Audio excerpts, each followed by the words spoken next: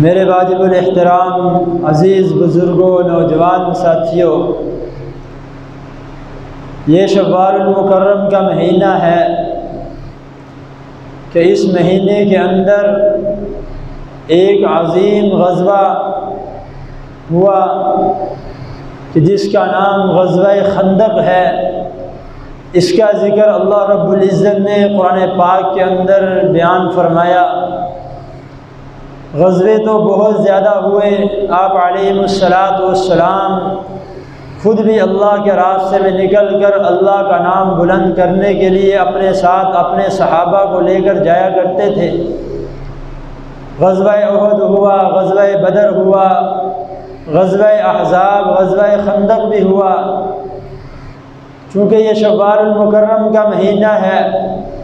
تو یہ غزوہ خندق، اس کا دوسرا نام غزوہ احزاب بھی ہے، یہ بھی شوال المکرم کے مہینے میں ہوا۔ اسی مناسبت سے اس جمعۃ المبارک کے اندر غزوہ خندق، غزوہ احزاب کے متعلق کچھ عرض کیا جائے گا کہ آپ علیہ السلام نے اور صحابہ اکرام رضوان اللہ تعالی علیہم اجمعین نے کلمے کو ہم تک پہنچانے کے لیے، دین اسلام کو ہم تک پہنچانے کے لیے، اللہ کا نام بلند کرنے کے لیے، اللہ کے احکامات ہم تک پہنچانے کے لیے آپ علیہ السلام نے اور صحابہ اکرام رضوان اللہ تعالی علیہم اجمعین نے کتنی قربانیاں دی، کتنے جہاد کیے، اللہ کے راستے میں تکلیفیں برداشت کی۔ صحابہ اکرام رضوان اللہ تعالی علیہم اجمعین نے اپنی جانوں کو قربان کیا۔ صحابہ اکرام رضوان اللہ تعالی علیہم اجمعین نے تکلیفیں برداشت کر کے، اپنی جانوں کو قربان کر کے یہ کلمہ، یہ دین، یہ اسلام، یہ قرآن ہم تک پہنچایا۔ یہ قربانیوں سے پہنچا ہے۔ کوئی بھی چیز ہے، کوئی بھی ہنر ہے تو وہ بغیر محنت کے حاصل نہیں ہوتا، بغیر مشقت سے وہ حاصل نہیں ہوتا۔ کوئی دنیا کی چیز بھی حاصل کرنی ہو تو اس کے لیے بھی محنت کرنی پڑتی ہے، مشقت اٹھانی پڑتی ہے۔ کوئی دنیا کا کوئی کام، کوئی کاروبار سیکھنا ہو، کوئی ہنر سیکھنا ہو، درزی کا کام سیکھنا ہو، کوئی گاڑی ٹھیک کرنے کا کام سیکھنا ہو، کوئی بجلی کا کام سیکھنا ہو تو اس کے لیے بھی وقت لگانا پڑتا ہے، محنت کرنی پڑتی ہے، مشقت اٹھانی پڑتی ہے، تکلیفیں برداشت کرنی پڑتی ہے، تب جا کر اس انسان کو وہ ہنر، وہ فن حاصل ہوتا ہے۔ تو اسی طرح میرے عزیزوں، اللہ کے احکامات، آپ علیہ السلام کے مبارک طریقے، ان کو بھی سیکھنے کے لیے محنت کرنی پڑے گی، مشقت اٹھانی پڑے گی، قربانی دینی پڑے گی۔ اللہ کا نام بلند کرنے کے لیے اللہ کے راستے میں نکلنا پڑے گا۔ اللہ کا نام بلند کرنے کے لیے، کلمہ طیبہ کو دنیا کے کونے کونے تک پہنچانے کے لیے اپنی جانوں کو قربان کرنا پڑے گا، اپنے مال کو قربان کرنا پڑے گا، اپنے گھر بار کو چھوڑنا پڑے گا۔ یہ محنت اور مشقت سے دین ہماری زندگیوں میں آئے گا۔ جس طرح گھر بیٹھے کسی کو کوئی کام نہیں سمجھ میں آتا، کوئی ہنر سمجھ میں نہیں آتا، تو اسی طرح میرے عزیزوں یہ دین اسلام بھی گھر بیٹھے ہمیں سمجھ میں نہیں آئے گا۔ اس کو سیکھنے کے لیے سیکھنے والوں کے پاس جانا پڑے گا، اس کو حاصل کرنے کے لیے محنت اور مشقت اٹھانی پڑے گی، قربانی دینی پڑے گی، اللہ کے راستے میں نکلنا پڑے گا۔ چاہے وہ دین سیکھنے کی نیت سے اللہ کے راستے میں نکلنا ہو، چاہے تبلیغ کی نیت سے اللہ کے راستے میں نکلنا ہو، چاہے اللہ کا نام بلند کرنے کے لیے اللہ کے راستے میں جہاد کی نیت سے نکلنا پڑے، تو یہ سارے کے سارے کام ہم اس وقت کر سکیں گے جب ہم دین اسلام کے لیے اپنی جان، اپنا مال، اپنی محنت اور مشقت جو ہے اب اس میں لگائیں گے، تب جا کر یہ اللہ کا نام بلند ہوگا، تب جا کر یہ دین اسلام ہماری زندگیوں میں آئے گا۔ یہ قرآن والی دولت، قرآن کا علم، یہ ہماری زندگی میں تب آئے گا جب ہم اس کے لیے محنت کریں گے، جب اس کے لیے ہم اپنا وقت نکالیں گے۔ تو آپ علیہ السلام نے صحابہ اکرام رضوان اللہ تعالی علیہم اجمعین کو جس طرح کلمہ سکھایا، اسی طرح کلمے کے مطابق زندگی گزارنے کے طریقے بھی بتلائے۔ اللہ رب العزت نے 1,24,000 کم و بیش انبیاء علیہ السلام کو دنیا میں مبعوث فرمایا، اور ہر نبی نے آ کر کلمے کی دعوت دی، اللہ کی طرف بلایا، اللہ کی پہچان کروائی، اللہ کا تعارف کروایا کہ اللہ رب العزت کی ذات وہ ذات ہے کہ جو دن کو رات میں اور رات کو دن میں تبدیل کرتی ہے۔ اللہ رب العزت کی ذات وہ ذات ہے جو سورج کو نکالتی ہے، چاند کو پیدا کرتی ہے، ستاروں کو پیدا کرتی ہے، یہ سب کچھ کرنے والی ذات اللہ رب العزت کی ذات ہے۔ بادشاہوں کا بادشاہ ہے، وہ حاکموں کا حاکم ہے، وہ چاہے جس کو چاہے عزت دے، جس کو چاہے وہ ذلت دے، جس کو چاہے وہ بیٹے دے، جس کو چاہے وہ بیٹیاں دے، جس کو چاہے وہ بیٹے اور بیٹیاں دونوں دے دے، جس کو چاہے وہ کچھ بھی نہ دے۔ اللہ رب العزت ہر چیز پر قادر ہے۔ یہب لمن یشاء اناثا ویہب لمن یشاء الذکور او یزوجہم ذکرانا واناثا ویجعل من یشاء عقیما۔ یہ سب کچھ اللہ رب العزت نے قرآن میں بیان کیا اور اپنا تعارف کروایا کہ اے بندے، اے انسان، مجھے پہچانو، میری ذات کو پہچانو۔ والذی جعل الشمس ضیاء والقمر نورا وقدرہ منازل لتعلموا عدد السنین والحساب۔ یہ اللہ رب العزت فرما رہے ہیں سورج کو روشنی میں نے دی ہے، سورج کو پیدا میں کرتا ہوں، چاند کو چمک میں دیتا ہوں، اور سورج اور چاند کو پیدا میں نے کر کے میں نے ان کی منزلیں بھی مقرر کی ہیں، میں نے ان کے راستے بھی مقرر کیے ہیں کہ سورج اپنے راستے پر سفر کر رہا ہے، چاند اپنے راستے پر سفر کر رہا ہے۔ سورج جو ہے چاند کے ساتھ نہیں ملتا، چاند سورج کے ساتھ نہیں ملتا۔ اللہ رب العزت نے ایسے راستے ان کے مقرر کر دیے، ایسی منزلیں ان کے لیے مقرر کر دی،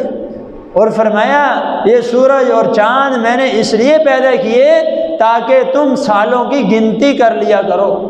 سالوں کو جو ہے گننا آسان ہو جائے تمہارے لیے۔ جب ایک سال گزرتا ہے تو ہمیں پتہ چل جاتا ہے اب دوسرا سال شروع ہونے والا ہے، جب ایک مہینہ گزرتا ہے تو دوسرا مہینہ جب شروع ہوتا ہے تو ہمیں پتہ چل جاتا ہے اب دوسرا مہینہ شروع ہو گیا ہے۔ یہ چاند، یہ سورج اللہ رب العزت نے ان کی منزلیں اس لیے مقرر کی تاکہ انسان کو سالوں کی گنتی معلوم ہو جائے، مہینوں کی گنتی معلوم کرنا ان کے لیے آسان ہو جائے۔ اب جب سورج مکمل اپنا چکر جب مکمل کرتا ہے تو ایک سال گزر جاتا ہے، گویا کہ سورج اپنا سفر ایک سال میں مکمل کرتا ہے، اور جب چاند اپنا سفر مکمل کرتا ہے، اپنا ایک چکر مکمل کرتا ہے تو ایک مہینہ گزر جاتا ہے، یعنی چاند اپنا سفر ایک مہینے میں طے کرتا ہے۔ جیسے ہم کہتے ہیں نا آج چاند کی اتنی تاریخ ہو گئی، آج چاند کی اتنی تاریخ ہو گئی، یہ اللہ رب العزت نے مقرر کی ہوئی ہیں۔ سورج کا اپنا ایک سفر ہے، چاند کا اپنا ایک سفر ہے، اسی طرح میرے عزیزو ہر چیز کا سفر اللہ نے مقرر کیا ہوا ہے۔ ہر ایک چیز اپنے وقت کے مطابق زندگی گزار رہی ہے۔ ہوائیں ہیں، چاند ہے، سورج ہے، ستارے ہیں، دریاؤں کا نظام ہے، درختوں کا نظام ہے، انسانوں کا نظام ہے، درندوں کا پرندوں کا نظام ہے، جنات کا نظام ہے۔ ہر ایک اپنی زندگی گزار رہا ہے، ہر ایک نے اپنے وقت پر ختم ہو جانا ہے۔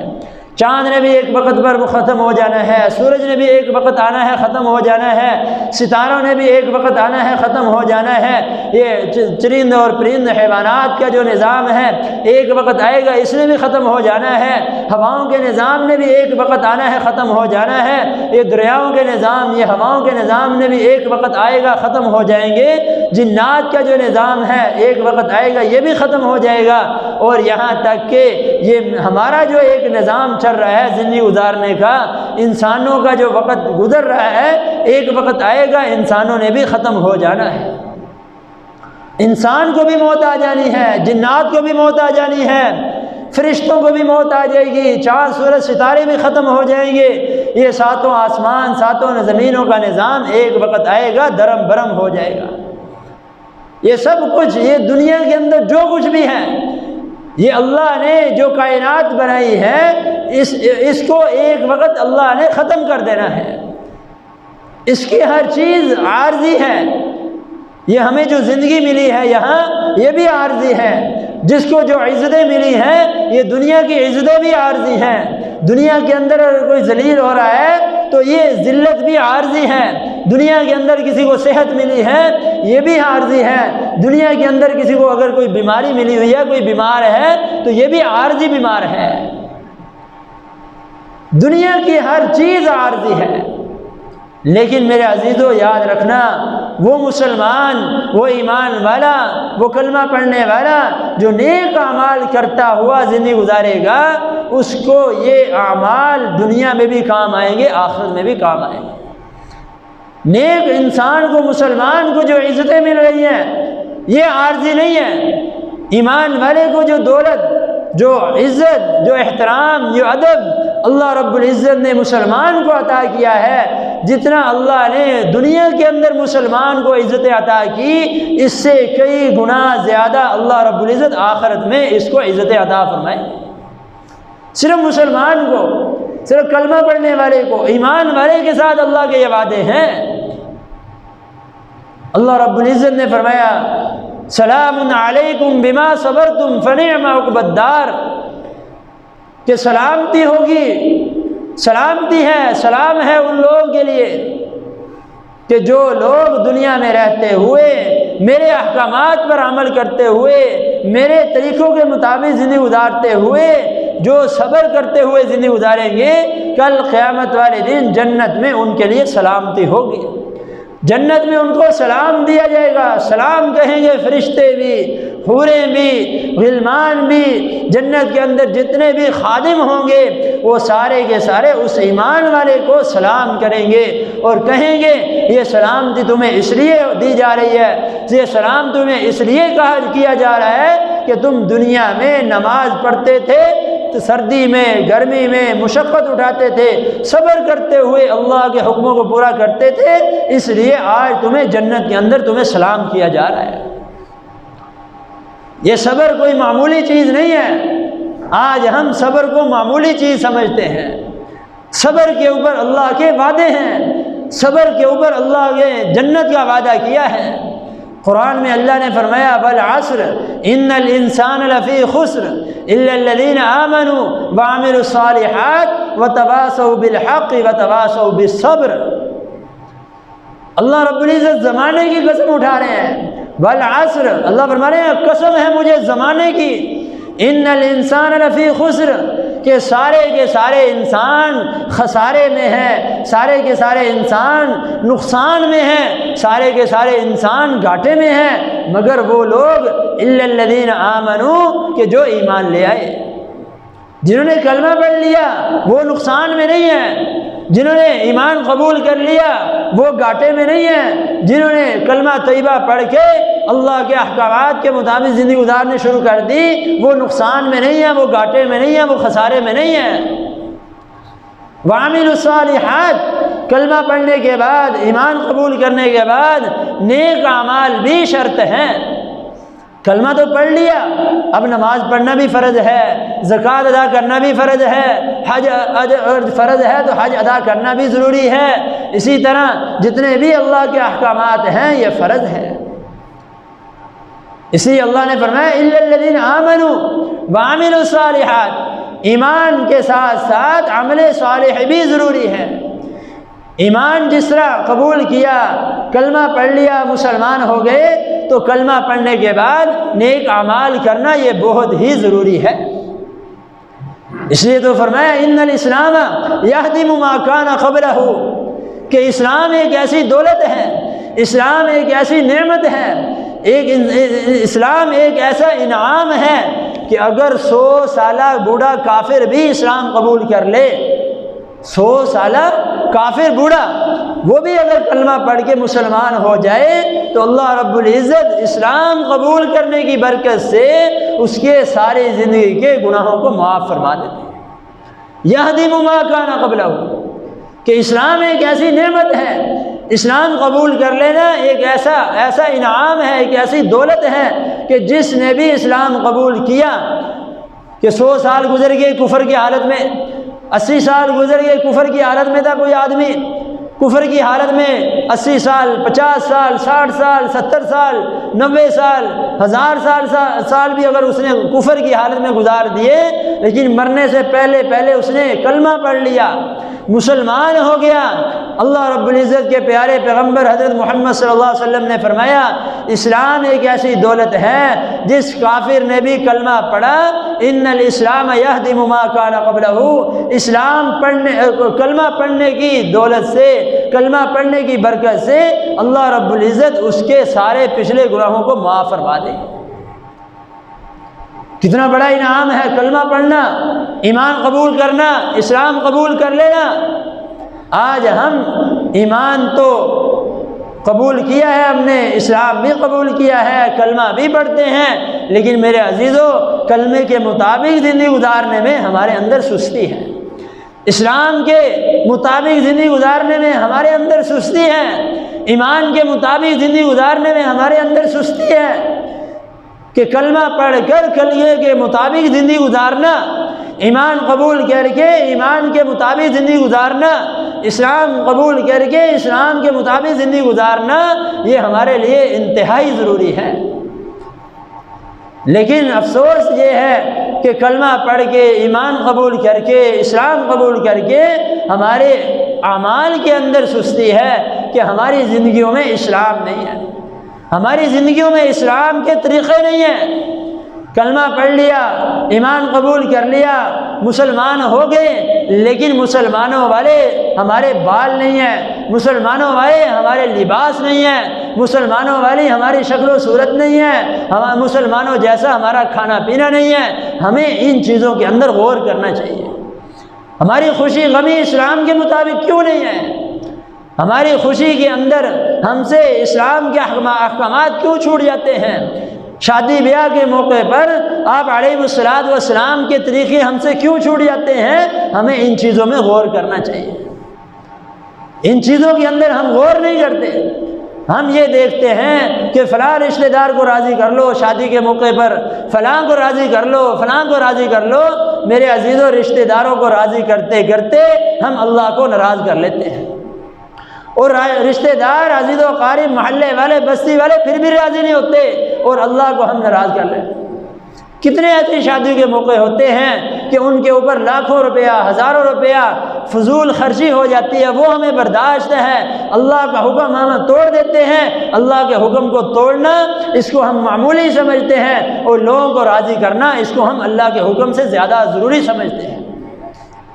اللہ نے قرآن میں فرمایا وَعِبَادُ الرَّحْمَنِ الَّذِينَ يَمْشُونَ عَلَى الْأَرْضِ هَوْنًا وَإِذَا خَاطَبَهُمُ الْجَاهِلُونَ قَالُوا سَلَامًا۔ یہ جو مکمل رکوع ہے 19ویں پارے کے اندر، اس کے اندر اللہ رب العزت نے ایسی باتیں ارشاد فرمائی کہ اگر وہ صفات ہمارے اندر آ جائیں تو ہم سارے کے سارے اللہ کے نیک بندے بن جائیں، رحمان کے بندے بن جائیں۔ رحمان کے بندے وہ ہیں، رحمان کے بندے وہ ہیں جو اللہ کا ایک ایک حکم پورا کرتے ہیں۔ رحمان کے بندے وہ ہیں کہ جب کوئی جاہل ان کو ملتا ہے، کوئی منافق ملتا ہے، کوئی شر پسند ان کو ملتا ہے، کوئی بندہ ان کو تنگ کرنے والا ان کو کوئی تنگ کرتا ہے، شرارتیں کرتا ہے، تو رحمان کے بندے کی صفت یہ ہے کہ وہ ان کے ساتھ الجھتا نہیں، بحث نہیں کرتا، گالیاں نہیں دیتا، برا بھلا نہیں کہتا، بلکہ وَإِذَا خَاطَبَهُمُ الْجَاهِلُونَ قَالُوا سَلَامًا، ان جاہلوں کو سلام کر کے وہ گزر جاتا ہے۔ یہ رحمان کے بندوں کی صفات ہیں۔ اللہ رب العزت نے اپنے بندوں کی صفات قرآن میں بیان کی ہیں۔ آج ہم اپنی زندگی میں غور کریں، کیا ہمارے اندر یہ صفت موجود ہے یا نہیں ہے؟ اگر ہے تو اللہ کا شکر ادا کرنا چاہیے، اگر نہیں تو ہمیں اس صفت کو اپنے اندر پیدا کرنے کی کوشش کرنی چاہیے۔ کہ جاہلیت کا زمانہ، آپ علیہ السلام کا زمانہ، آپ علیہ السلام کے زمانے سے پہلے کا جو زمانہ تھا وہ انتہائی جاہلیت کا زمانہ تھا، کہ لوگ چھوٹی چھوٹی باتوں پر ایک دوسرے سے بحث کرتے تھے، ایک دوسرے کو گالیاں دینا شروع کر دیتے تھے، قتل و غارت ہو جاتی تھی، اور جو ہے اپنی بیویوں کے اوپر ظلم و ستم کرتے تھے، اور جو ہے اپنی بیٹیوں پر ظلم کرتے، اپنے رشتہ داروں پر ظلم و ستم کیا کرتے تھے۔ بھائی بھائی کو قتل کر رہا ہے، رشتہ داروں کو قتل کر رہا ہے، برادری والے دوسری برادری والوں کو قتل کر رہے ہیں، اور چھوٹی چھوٹی معمولی باتوں پر۔ کہ تو نے مجھ سے پہلے پانی کیوں پیا، تم مجھ سے پہلے مجھ سے آگے کیوں چلا گیا؟ اتنی چھوٹی چھوٹی باتوں پر قتل و غارت شروع ہو جاتی تھی، مقابلے بازیاں شروع ہو جاتی تھی۔ آج میرے عزیزو یہی عادتیں وہ جو زمانہ جاہلیت کے اندر تھی، اللہ معاف فرمائے آج ہمارے اندر وہ عادتیں پیدا ہو چکی ہیں۔ چھوٹی چھوٹی باتوں پر لڑنا، چھوٹی چھوٹی باتوں پر جھگڑے کرنا، چھوٹی چھوٹی باتوں پر ناراض ہو جانا، اور جو ہے ایک دوسرے کو نہ بلانا، ایک دوسرے کو نہ سلام کرنا، یہ مسلمانوں کی شان نہیں ہے، یہ آپ علیہ الصلوۃ والسلام کی امت کی شان نہیں ہے۔ آپ علیہ الصلوۃ والسلام نے تو فرمایا کہ جو تم سے روکتا ہے تم اس کو دیا کرو، جو تمہیں سلام نہیں کرتا تم اس کو سلام کرو، جو تمہیں کھانا نہیں کھلاتا تم اس کو کھانا کھلاؤ، جو تمہاری دعوت نہیں کرتا تم اس کی دعوت کرو، اور جو راستے میں تمہیں ایسا آدمی مل جائے تم اس کو سلام کرو۔ اور یہ صفات ہمارے اندر سے نکلتی جا رہی ہے، اور ان کو ہم معمولی سمجھتے ہیں کہ نہیں بولتا تو نہ بولے، جائے اپنی قبر میں اس نے جانا ہے۔ نہیں میرے عزیزو، ہم اپنی طرف سے پوری کوشش کریں، اگلا بندہ بولے یا نہ بولے، ہم اپنی طرف سے پوری کوشش کریں۔ ہمارا فرض ہے، ہمارا حق ہے کہ ہم سلام کریں، اگلا بندہ جواب دے یا نہ دے وہ اس کی ذمہ داری ہے، وہ اس کا فرض ہے۔ وہ ہمیں نہیں دیتا تو ہمیں چاہیے کہ ہم اس کو موقع کے حساب سے، کسی خوشی کے موقع پر، عید کے موقع پر، کسی موقع پر اس کو کوئی ہدیہ، کوئی تحفہ ہم اس کو بھیج دیں۔ یہ رسول اللہ صلی اللہ علیہ وسلم کا طریقہ ہے، یہ سنت ہے، یہ آپس میں محبت پیدا کرنے کے طریقے آپ علیہ الصلوۃ والسلام نے اپنی امت کو بتلائے ہیں۔ اور فرمایا تم اس کو بھی سلام کرو جس کو تم جانتے نہیں، اور جس کو تم جانتے ہو اس کو بھی سلام کرو، اپنا عزیز و قریب ہے اس کو بھی سلام کرو، جو عزیز و قریب رشتہ دار نہیں ہے تم اس کو بھی سلام کرو، ہر ایک کو سلام کرو، جو راستے میں مل جائے اس کو بھی سلام کرو، گھر آ جائے اس کو سلام کرو، کہیں کسی موقع پر کوئی مسلمان مل جائے تم اس کو سلام کرو، پہچانتے ہو چاہے نہیں پہچانتے ہر ایک کو سلام کیا کرو، اس لیے کہ سلام کرنے سے محبت بڑھتی ہے، سلام کرنے سے محبت بڑھتی ہے۔ اور آج ہمارا حال کیا ہے، ہم اکٹھے بھی ہو جاتے ہیں، ایک جگہ پر بیٹھتے بھی ہیں، جس طرح آئے بیٹھ گئے، اٹھ کر جب گئے تو جاتے ہوئے بھی سلام نہیں کرتے، آتے ہوئے بھی سلام نہیں کرتے، حالانکہ یہ بہت ہی ضروری ہے، یہ آپ علیہ الصلوۃ والسلام کی سنتوں میں سے ایک سنت ہے۔ بلکہ اگر قرآن کی بات کی جائے تو قرآن کے اندر بھی اللہ نے حکم دیا سلام کرنے کا، تحیتہم فیہا سلام، کہ اللہ رب العزت نے فرمایا کہ سلام کیا کرو، سلام کیا کرو، کیوں کہ آپ علیہ الصلوۃ والسلام نے فرمایا سلام کرنے سے آپس میں نفرتیں دور ہوتی ہیں، بغض دور ہوتا ہے، کینہ دور ہوتا ہے، حسد دور ہوتا ہے، بغض دور ہوتا ہے، عداوتیں دور ہوتی ہیں، دشمنیاں دور ہوتی ہیں، نفرتیں دور ہوتی ہیں، سلام کرنے سے آپس میں محبت پیدا ہوتی ہے۔ اور آج ہم نے اس کام کو چھوڑا ہوا۔ صحابہ اکرام رضوان اللہ تعالی علیہم اجمعین کا یہ معمول تھا کہ جب 2 صحابہ یا 3 صحابہ 4 جتنے بھی جا رہے ہوتے تھے کہیں سفر پر، تو جاتے جاتے پیدل جا رہے ہوتے تھے تو راستے میں اگر کوئی رکاوٹ آ جاتی، کوئی درخت آ جاتا، ایک صحابی اس طرف سے ایک صحابی اس طرف سے، درمیان میں درخت آ گیا تو اتنی جو دوری کی وجہ سے بھی جب آپس میں ملتے تھے تو پھر بھی ایک دوسرے کو سلام کرتے تھے، اتنے وقفے سے بھی سلام کرتے تھے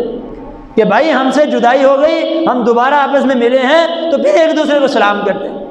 اور ہمارا حال کیا ہے، مہینہ مہینہ گزر جاتا ہے، سال ہر سال گزر جاتے ہیں، اور زندگیاں گزر جاتی ہیں، جنازوں پر ملاقات ہو گئی تو ہو گئی، ورنہ خوشی غمی پر ہماری ملاقاتیں بھی نہیں ہوتی۔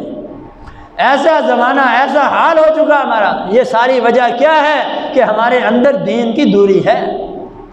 دین کی سمجھ نہیں ہے، اگر ہے تو عمل نہیں ہے، اگر ہے تو عمل نہیں ہے، قرآن سے دوری، قرآن کے علم سے دوری، حدیث کے علم سے دوری، ہم نے کبھی ان چیزوں کی پرواہ نہیں کی، جس کی وجہ سے ہمارے دل دور ہو رہے ہیں، ہمارے اندر نفرتیں زیادہ، بغض زیادہ، حسد کینہ اور عداوتیں زیادہ، نفرتیں زیادہ اور محبتیں کم ہیں۔ مطلب ہو تو ایک موقع پر سب جمع ہو جائیں، اور مطلب نہ ہو تو پھر آپس میں نفرتیں ہیں، یعنی محبت بھی مطلب پر ہو رہی ہے، نفرتیں بھی مطلب پر ہو رہی ہیں، اور آپس میں اٹھنا بیٹھنا بھی مطلب پر ہو رہا ہے، اللہ کی رضا کہیں بھی نظر نہیں آ رہی۔ میرے عزیزوں، محبت بھی اللہ کی رضا کے لیے ہو، نفرت بھی اللہ کی رضا کے لیے ہو، ناراضگی بھی اللہ کی رضا کے لیے ہو۔ ان چیزوں کو سیکھنا پڑے گا کہ محبت ہم کسی سے کر رہے ہیں تو کس نیت سے کر رہے ہیں، نفرت کر رہے ہیں، بغض کر رہے ہیں، اور کسی سے ناراضگی ہے تو کس نیت سے ہماری ناراضگی ہے۔ آپ علیہ الصلوۃ والسلام کی حدیث کا مفہوم ہے انما الاعمال بالنیات، کہ اپنے اعمال جو ہے اعمال کا دار و مدار نیتوں پر ہے، اعمال کا دار و مدار نیتوں پر ہے۔ جو بندہ جو عمل کرے گا اس کی نیت کے اوپر اس کو اجر ملے گا، چاہے نماز پڑھ رہا ہے، زکوٰۃ ادا کر رہا ہے، حج ادا کر رہا ہے، دکانداری کر رہا ہے، کھیتی باڑی کر رہا ہے، ملازمت کر رہا ہے، کوئی بھی زندگی کا کوئی بھی کام کر رہا ہے، کسی بھی شعبے کے اندر کوئی کام کر رہا ہے، اس کو اس کی نیت کے اوپر اس کو اجر ملے گا، یہ پکی بات ہے۔ جب آپ علیہ الصلوۃ والسلام نے صحابہ کو فرمایا ہجرت کرو، ہجرت فرض تھی اس وقت، مکے کو چھوڑنا اس وقت فرض ہو چکا تھا کہ سارے ایمان والے مکہ مکرمہ کو چھوڑ کر مدینہ چلے جاؤ، مدینہ طیبہ چلے جاؤ، ہجرت فرض ہو گئی۔ اللہ کا بھی حکم، آپ علیہ الصلوۃ والسلام کا بھی حکم آ گیا، اور اللہ کا جو حکم ہوتا ہے وہ فرض ہوتا ہے، نبی کا جو حکم ہوتا ہے چاہے وہ صحابہ تھے چاہے ہم امتی ہیں، اور آپ علیہ الصلوۃ والسلام کا جو ہمیں حکم ہے وہ فرض عین ہے،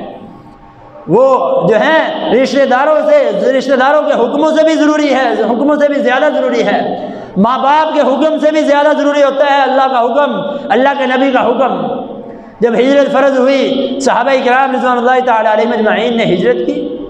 مکہ چھوڑ کر، اپنا علاقہ چھوڑ کر، اپنی بستی چھوڑ کر، اپنے بیوی بچوں کو چھوڑ کر، اپنے علاقے کو چھوڑ کر، اپنے مکانات کو چھوڑ کر، اپنی زمینوں کو چھوڑ کر، اپنی ملازمتوں کو چھوڑ کر، مکے کو چھوڑ کر مدینہ طیبہ تشریف لے گئے۔ کیوں کہ اللہ کا حکم تھا، اللہ کا حکم تھا، آپ علیہ الصلوۃ والسلام کا حکم تھا، ہجرت فرض تھی اس وقت۔ اب چلے گئے، اب جس نے جس نیت سے ہجرت کی اس کو اس کے بقدر اس کو ثواب ملا۔ جن کی ہجرت کی نیت یہ تھی کہ اللہ کا حکم سمجھ کر ہم مکہ کو چھوڑ کر مدینہ جا رہے ہیں، جن کی نیت یہ تھی کہ ہم آپ علیہ الصلوۃ والسلام کا حکم سمجھ کر مکے کو چھوڑ کر ہم مدینہ طیبہ جا رہے ہیں، آپ علیہ الصلوۃ والسلام نے ان کے لیے دعائیں کی، ان کے لیے دعائیں کی، اے اللہ انہوں نے میرے حکم کی خاطر اپنا مکان، اپنی زمینیں، اپنا علاقہ چھوڑ کر یہ میرے حکم پر مدینہ طیبہ چلے گئے، اے اللہ تو ان سے راضی ہو جا، اے اللہ تو ان کے لیے جنت کا فیصلہ کر دے۔ اور اللہ نے پھر کیا بھی، اللہ پھر ان سے راضی ہوئے بھی۔ لیکن کچھ ایک دو ایسے واقعے ہوئے کہ انہوں نے ہجرت کس نیت سے کی، کہ اس نے نیت اس لیے کی، ہجرت اس لیے کی کہ میں مکے سے مدینہ جاؤں گا، وہاں پر فلاں عورت ہے، میں اس سے جا کر نکاح کروں گا۔ مدینہ طیبہ ایک عورت ہے، میں اس سے جا کر نکاح کروں گا۔ یہ واقعہ اس لیے سنایا ہے کہ انما الاعمال بالنیات، کہ اعمال کا دار و مدار نیتوں پر ہوتا ہے۔ اب صحابہ نے ہجرت کی اللہ کی رضا کے لیے، صحابہ نے ہجرت کی آپ علیہ الصلوۃ والسلام کا حکم سمجھتے ہوئے، آپ علیہ الصلوۃ والسلام کو راضی کرنے کے لیے صحابہ نے ہجرت کی، مکہ کو چھوڑ کر مدینہ طیبہ تشریف لے گئے۔ لیکن ایک آدمی ایسا تھا کہ اس کی نیت کیا تھی کہ میں مکہ سے مدینہ جاؤں گا، وہاں جا کر فلاں عورت ہے، میں اس سے جا کر نکاح کروں۔ جب آپ علیہ الصلوۃ والسلام کو اس واقعے کا پتہ چلا تو آپ علیہ الصلوۃ والسلام نے فرمایا کہ جس نے اللہ کی رضا کے لیے ہجرت کی، جس نے رسول اللہ صلی اللہ علیہ وسلم کی رضا کے لیے ہجرت کی، اللہ ان سے راضی ہو گئے اور اللہ ان کو اجر و ثواب دیں گے۔ اور جس نے نکاح کے لیے سے ہجرت کی اس کو وہ چیز مل جائے گی، لیکن اس کو اجر و ثواب نہیں ملے گا، اس کو اجر و ثواب نہیں ملے گا۔ وہ آدمی گیا، ہجرت کی، اس عورت سے نکاح بھی ہو گیا، مال و دولت بھی مل گئی، سب کچھ ہو گیا، لیکن وہ ثواب سے محروم ہو گیا۔ کیوں؟ کہ اس کی نیت دوسری تھی، اس کی نیت دنیاوی غرض تھی، اس کی نیت عورت حاصل کرنا تھا، اس کی نیت نکاح کرنے کی غرض تھی۔ اللہ رب العزت نے اس کو وہ چیز تو دے دی، لیکن وہ ثواب سے، اجر سے محروم ہو گیا۔ اس لیے میرے عزیزو، ہم جو بھی عمل کریں ہم اپنی نیتوں کو دیکھتے رہیں، ٹٹولتے رہیں کہ میں جو نماز پڑھ رہا ہوں کس نیت سے نماز پڑھ رہا ہوں، میں جو زکوٰۃ ادا کر رہا ہوں کس نیت سے زکوٰۃ ادا کر رہا ہوں، میں جو صدقہ خیرات کر رہا ہوں میں کس نیت سے صدقہ خیرات کر رہا ہوں۔ آپ علیہ السلام نے جب بھی جس وقت صحابہ کرام رضوان اللہ تعالی علیہم اجمعین کو جو حکم دیا، صحابہ کرام نے وہ فوراً کیا۔ یہ شوال المکرم کا مہینہ تھا، سردی کا موسم، اور آپ علیہ السلام نے صحابہ کو فرمایا کہ غزوہ خندق جہاد میں جانا ہے، اللہ کے راستے میں جانا ہے۔ اب سردی کا موسم ہے اور جو ہے کافروں نے چاروں طرف سے گھیرا ہوا ہے، یہودی بھی دشمن، عیسائی بھی دشمن، مشرکین بھی دشمن، منافقین بھی دشمن۔ اب آپ علیہ السلام صحابہ اکرام رضوان اللہ تعالی علیہم اجمعین کو لے کر غزوہ خندق پہنچ گئے۔ یہ مدینہ طیبہ کے اندر ہے، یہ خندق، غزوہ خندق مدینہ طیبہ میں ہوا، اور یہی مہینہ تھا یہ جو شوال کا مہینہ گزر رہا ہے۔ خندق یہ وہاں پر ایک بہت بڑا پہاڑ ہے، سیاہ رنگ کا پہاڑ ہے، بڑا سخت پہاڑ ہے وہ۔ وہاں پر آپ علیہ السلام صحابہ اکرام رضوان اللہ تعالی علیہم اجمعین کو لے گئے۔ اب یہودیوں سے بھی دشمنی، عیسائیوں سے بھی دشمنی، منافقین سے بھی دشمنی، مشرکین مکہ سے بھی دشمنی، اور سارا کا سارا مکہ ویسے دشمن تھا آپ علیہ السلام کا۔ لیکن اللہ رب العزت نے آپ علیہ السلام کو حکم دیا، وَأَعِدُّوا لَهُم مَّا اسْتَطَعْتُم مِّن قُوَّةٍ وَمِن رِّبَاطِ الْخَيْلِ تُرْهِبُونَ بِهِ عَدُوَّ اللَّهِ وَعَدُوَّكُمْ۔ یہ صرف آپ علیہ السلام کو حکم نہیں ہے،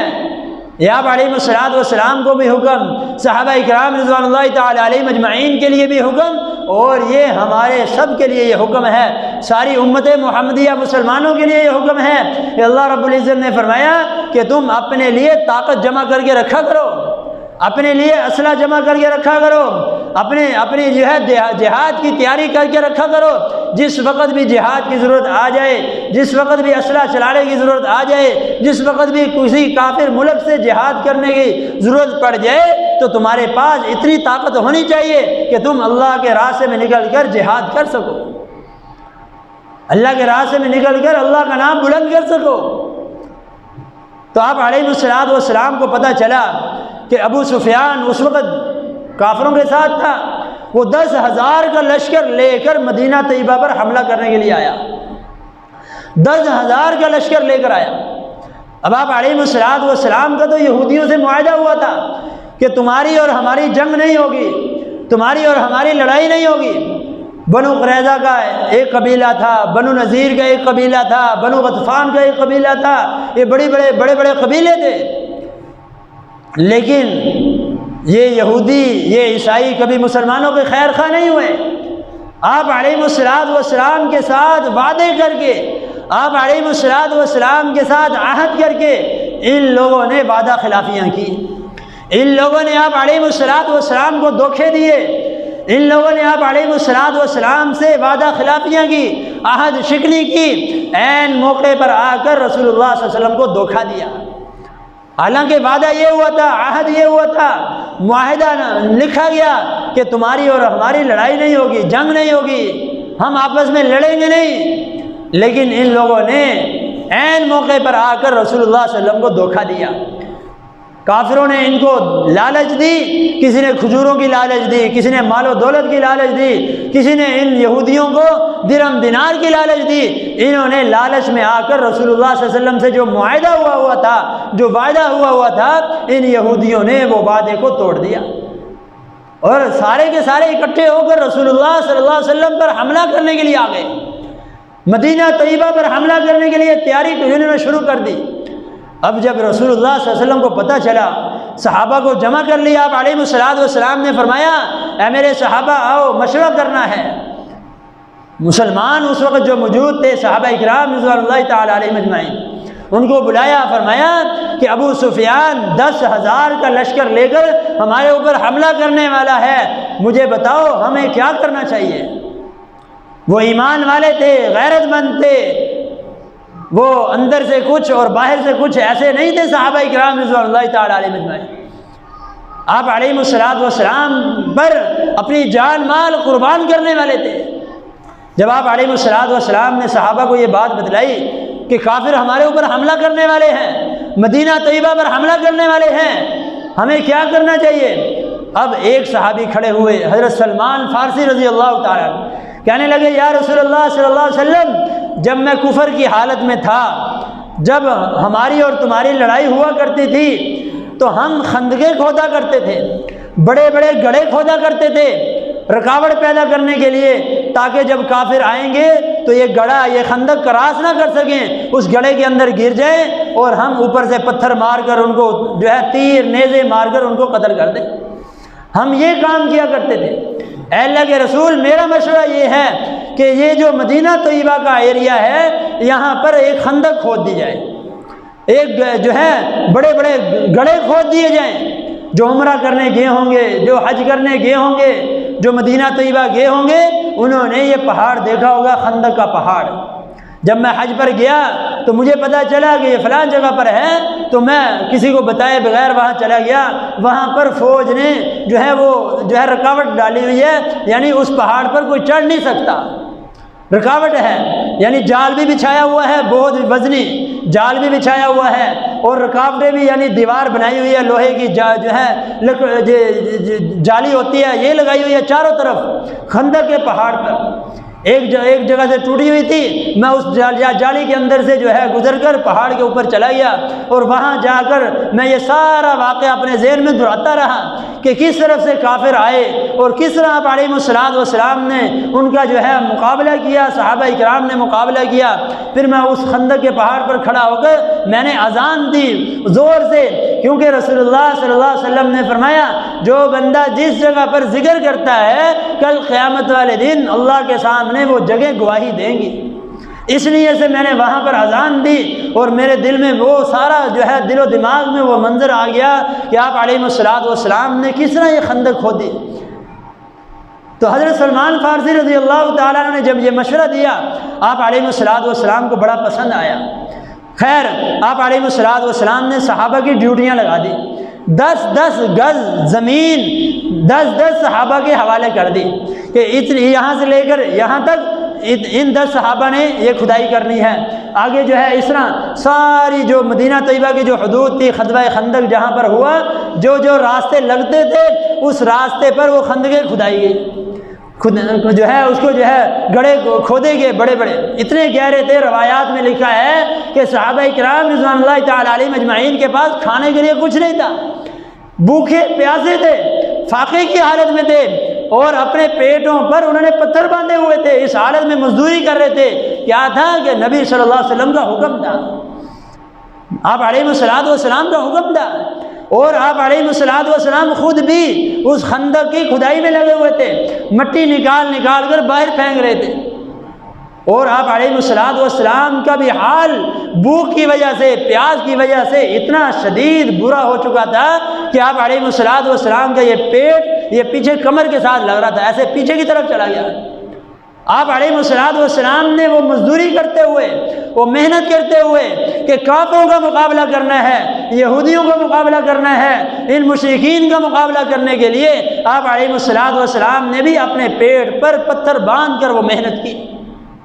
اور آج ہم لوگ نماز پڑھنے کے لیے محنت نہیں کر سکتے، دوسروں کو کہنے کے لیے دوسروں کو بھی نہیں کہہ سکتے، ہم خود بھی بازاروں میں بیٹھے رہتے ہیں، دوسروں کو بھی باتوں میں لگائے بیٹھے رہتے ہیں، ہم خود آ جاتے ہیں نماز پڑھنے، لیکن جو ساتھ بیٹھے ہوتے ہیں ان کو ہم نہیں کہتے۔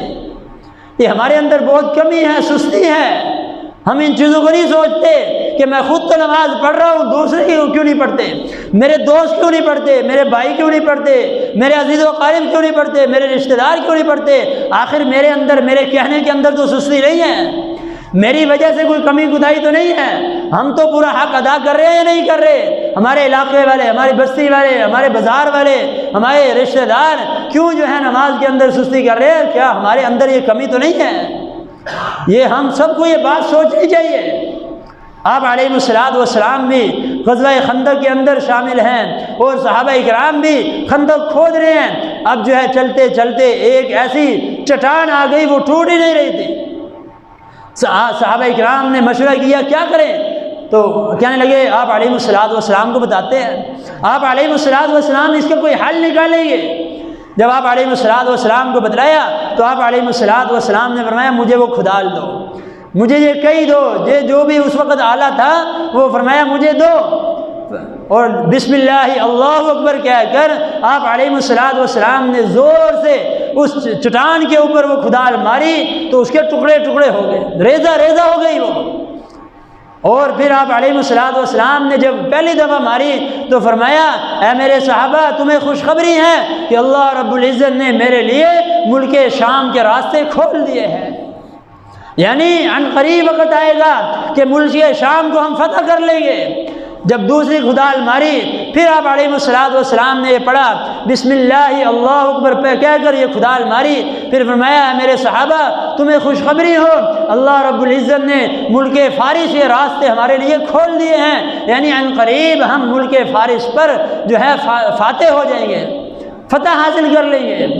اسی طرح پھر جب تیسری ماری پھر یہی الفاظ فرمائے بسم اللہ اللہ اکبر کہہ کر جب کھدال ماری تو چٹان جو ہے ٹکڑے ٹکڑے ہو گئی، ریزہ ریزہ ہو گئی، جو باقی تھی وہ بھی ٹوٹ گئی۔ اور پھر فرمایا اے میرے صحابہ تمہیں خوشخبری ہو کہ مجھے اللہ رب العزت نے بتلا دیا کہ عن قریب ملک یمن کو بھی تم فتح کر لو گے۔ یعنی آپ علیہ الصلوۃ والسلام صحابہ کا دھیان توجہ اللہ کی طرف لے گئے،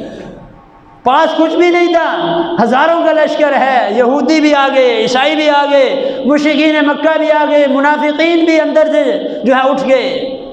اور ایسے لوگ بھی تھے آپ علیہ الصلوۃ والسلام کے ساتھ شامل تھے کہ جب لڑائی کا وقت آیا تو بیچ میں کچھ ایسے آدمی گھسے ہوئے تھے کہ جب لڑائی کا وقت آیا تو کہنے لگے ان بیوتنا عورا وما ہی بعورا ان یریدون الا فرارا۔ اللہ نے ان کا تذکرہ قرآن میں فرمایا کہ وہ منافقین جن کے اندر ایمان نہیں تھا، اوپر سے کلمہ پڑھ چکے تھے،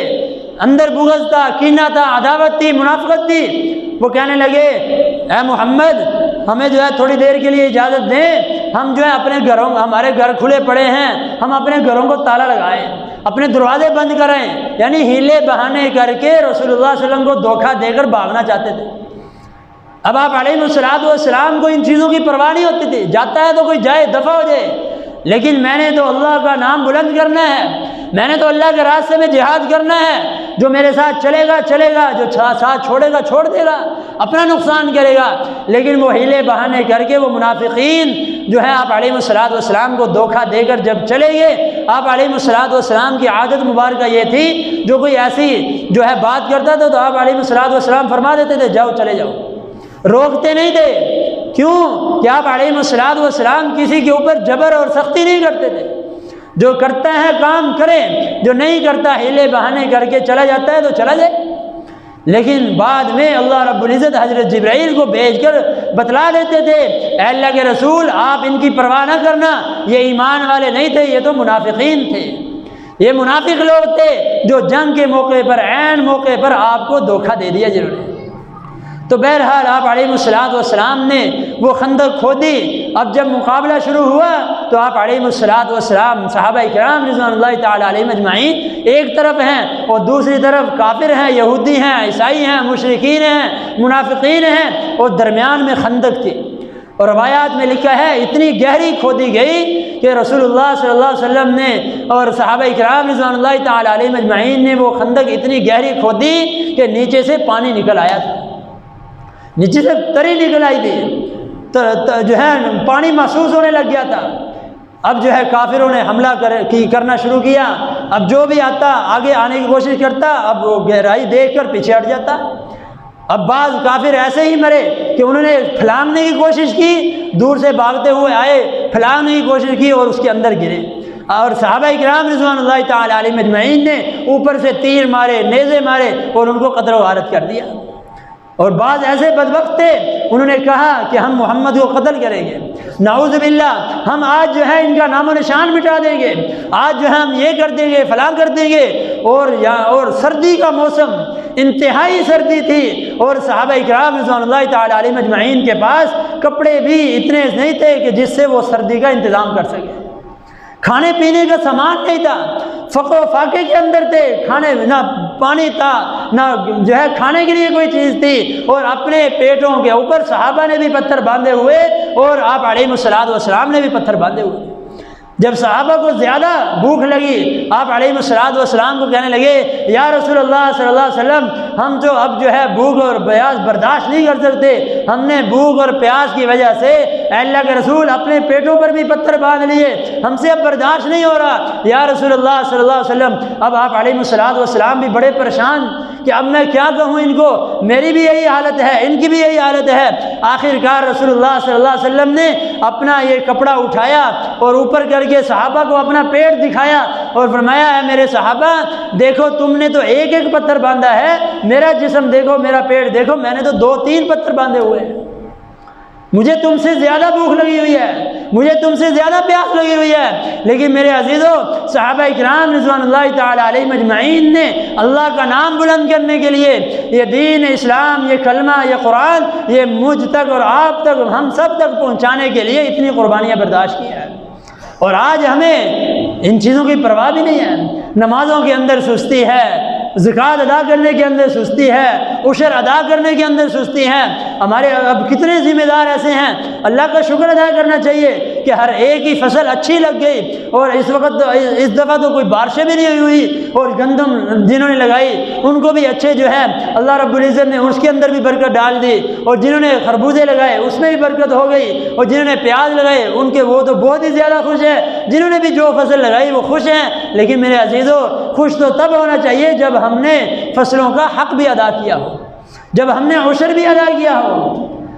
ہم فصلیں لگاتے ہیں، ذمہ دارہ کرتے ہیں، اچھی بات ہے، لیکن میرے عزیزو یہ فصل، یہ ذمہ دارہ، یہ چیزیں اس وقت ہمارے لیے حلال ہوں گی جب ہم ان چیزوں کا عشر ادا کریں گے،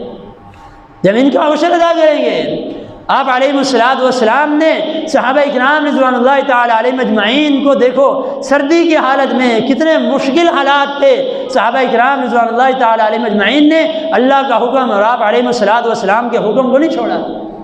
پیاس برداشت کر لی، بھوک برداشت کر لی، سردی برداشت کر لی، اور اللہ رب العزت نے قرآن میں فرمایا یا ایھا الذین آمنوا اذکروا نعمت اللہ علیکم اذ جاءتکم جنود فارسلنا علیہم ریحا وجنودا لم تروها وکان اللہ بما تعملون بصیرا۔ کیا ایمان والو اس وقت کو یاد کرو جب تم غزوہ خندق میں اندر شامل تھے، تمہارے پاس کوئی چیز نہیں تھی، کھانے کے لیے پینے کے لیے کچھ نہیں تھا، اور پہننے کے لیے سردی کا انتظام کچھ نہیں تھا تمہارے پاس، اور کافروں کے مقابلے کے لیے تم کھڑے تھے، تمہارے پاس لڑنے کے لیے کوئی اسلحہ اتنا زیادہ نہیں تھا، لیکن اے ایمان والو تم اس وقت کو یاد کرو جب تم اس حالت میں کھڑے تھے، میں نے آندھی چلا دی، میں نے طوفان جو ہے برپا کر دیا، میں نے ہوائیں چلا دی، اور اتنی سخت ہوا اللہ نے چلائی کہ جو کافروں کی جو ان کے خیمے تھے، جو ان کی دیگیں تھی، جو ان کے برتن تھے، جو ان کا ساز و سامان تھا، اللہ رب العزت نے مسلمانوں کی، صحابہ اکرام رضوان اللہ تعالی علیہم اجمعین کی غزوہ خندق کے اندر ایسی مدد نصرت فرمائی کہ اتنی تیز ہوا چلا دی، اتنا سخت طوفان آیا کہ وہ کافر جو ہے اس جگہ کو چھوڑ کر خود ہی بھاگ گئے، ان کے برتن سارے اڑ گئے، انہوں نے جو جھونپڑیاں بنائی ہوئی تھی، خیمے لگائے ہوئے تھے، وہ اس ہوا کی وجہ سے وہ سارے خیمے اڑ گئے، اور وہ ان کے جو ہے آنکھوں کے اندر ریت اور مٹی ان کے اندر اللہ رب العزت نے ایسی ڈالی وہ بھاگنے پر مجبور ہو گئے، اور اللہ رب العزت نے آپ علیہ الصلوۃ والسلام کو، صحابہ اکرام رضوان اللہ تعالی علیہم اجمعین کو فتح نصیب فرمائی،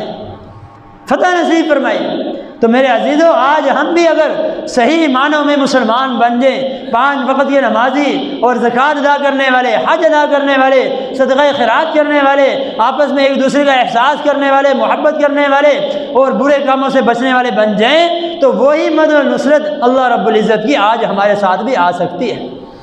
تو میرے عزیزو یہ شوال المکرم کا مہینہ، اس مہینے کے اندر یہ غزوہ خندق کا واقعہ پیش آیا تھا۔ آپ علیہ الصلوۃ والسلام نے بڑی محنت اور مشقت سے یہ دین اسلام ہم تک پہنچایا، ہمیں اس کی قدر کرنی چاہیے۔ اللہ رب العزت ہمیں ان باتوں کی سمجھ عطا فرما دے، سنتے ادا کر۔